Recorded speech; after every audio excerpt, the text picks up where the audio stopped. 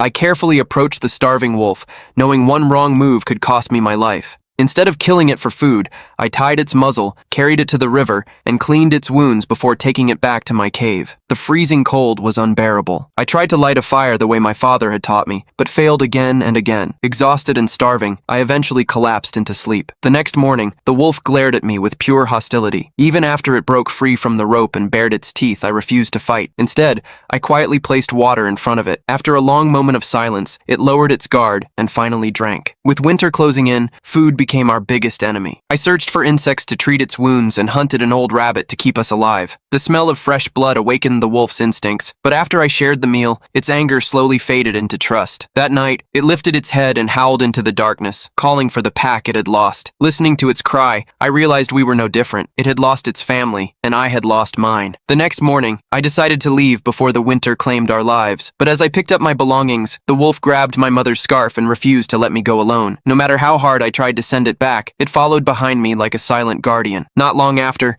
it suddenly froze and fixed its eyes on a herd of wild boars. Before I could stop it, the wolf charged straight at them. I raised my spear, hoping to help, but I wasn't a hunter. The prey escaped, leaving us hungry once again. The wolf looked back at me in disappointment, and without saying a word, I offered it the last piece of food I had.